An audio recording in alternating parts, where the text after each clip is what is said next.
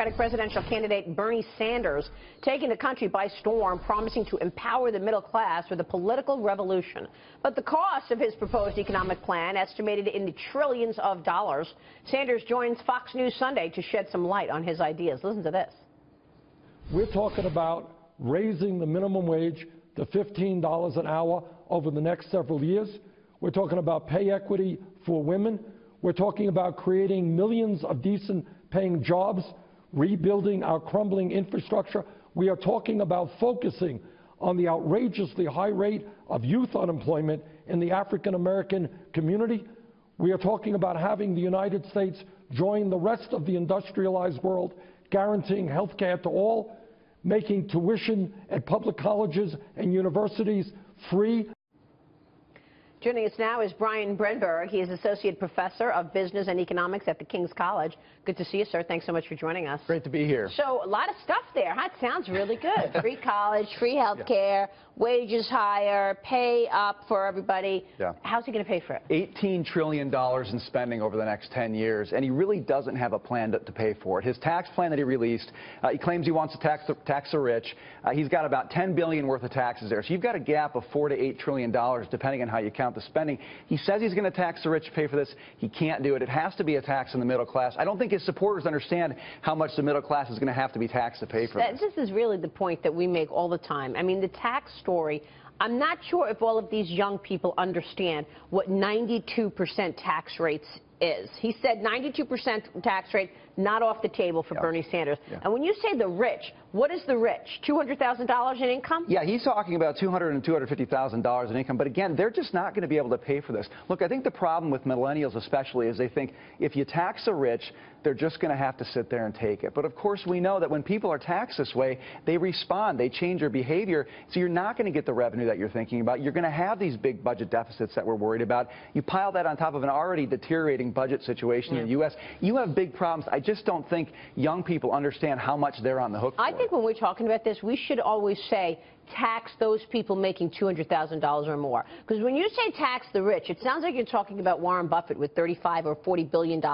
People should understand what 92% of their $200,000 salary means. Well, and that's not only just 92%, but it's also, you've got to think about even city taxes here. So, I mean, think about New York. If you're making $200,000 and the federal government's taking 92%. You're working for the government. Yeah, and then you have the municipalities and the state governments. You're literally, you know what it does? It disincentivizes you from working. And then I want to go onto the dole. I want to get on the welfare system. So government, give it to me. Give me free stuff. Yeah, give me free stuff. I love it. You know, but the problem here is that this is going to hit the middle class the most. The rich are going to be fine, right? They're going to be gone. It's fine. They're not going to hire any workers because this is also going to touch small business. When you're talking about the rich and anybody with more than $200,000, what do you think they're going to do with that the remaining 8%? Do you think they're going to use that 8% to pay workers? Also, how can you tax the rich and then create more jobs? Can you please explain that one to me? Maybe you can talk about that, how all of a sudden he's going to add 16 million jobs, but also tax the rich. Can you please explain? Go ahead, Brian. This is the problem. He's talking about taxing investment to the hilt, and on the other hand, he's talking about creating jobs. Those two things just don't go together. What this really is, what he's really talking about here is it's short-term redistributing what we have, but he's totally sacrificing the long-term. And it's interesting to look at young people looking at his campaign and saying, there's hope for the future here. No, no, no, no. This is mortgaging the future to do something right now. If they really believed in his vision, they only need to look at Europe. Europe has a 20% value-added tax on all goods and services that hits everybody. It hits the middle class, it hits lower class, and millionaires and billionaires choose not to live there for the most part. So they're not your tax base in Europe. It's everybody is your tax base. That's what's going to turn. That's what's going to happen. Taxing the financial system. What are the impacts of that? Because listen, if you tax it, I think you shut it down, and then jobs are going nowhere. So we look at Sweden, the financial transactions tax that Bernie Sanders wants to implement. We look at what happened in Sweden. The trading business just left. I mean, they just left. You go trade your instruments somewhere else. They didn't raise any revenue. They drove the business out, hurt their economy. Total lose-lose situation there. Here's the issue. We're in this circus of an election. Bernie is getting all these voters by saying, oh, you're going to get everything for free. Now, if Hillary tries to turn him and say, that's impossible, it's impractical, boo, she's the tool of the rich. Now, if she faces that challenge, the Republican side may face that challenge in a general election. How do you fight that battle?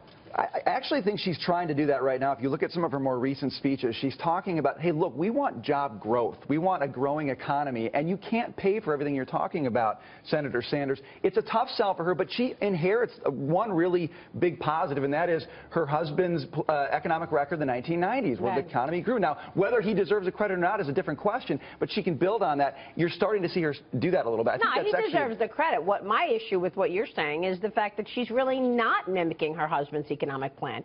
She's running all the way to the left. Yeah. Well, it has been she's been sort of a Bernie Sanders. As Bill Clinton. No, that's right. And I think that the changes that happened, it's been a Me Too strategy right now. But look, if you want to soak the rich, vote for Bernie Sanders. If you want to jack up minimum wage, vote for Bernie Sanders. But also understand who you're talking about when you talk about the rich. Yeah. At $200,000 in income. Yeah. I'm sorry, but that's very different than somebody with $40 billion. No, people need to understand that. And also, there's something aspirational about making $200,000. People need to also understand that. When you do climb the ladder and get to that number, 92% of it. Bernie's saying this is a war on success. He really doesn't want people to be successful in this country. He wants the government to run our lives. Well, he wants everything the same. And that's another thing that millennials need to understand and have a clear idea of what is socialism. Everybody's the same. It doesn't matter if you're Michael Jordan, that you're this tall, that you perhaps could get paid more because you're a better basketball player. No. Everybody's the same.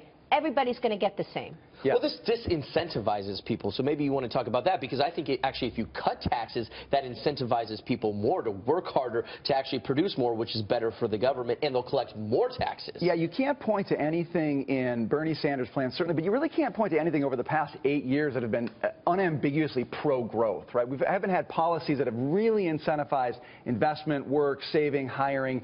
That's the problem we have with Sanders' plan right now, but that's the problem we have with Clinton's plan as well. I agree with what you were saying earlier. So much of the tax increases are based on investment and work. That's exactly what you don't want to be doing in a slow-growth economy. We want to get out of the slow-growth economy. You cannot do what Sanders or Clinton are proposing right now. Right, which is why we're all looking for a growth plan. Brian, good stuff. Thanks so much. Thanks. Brian Brenberg there will be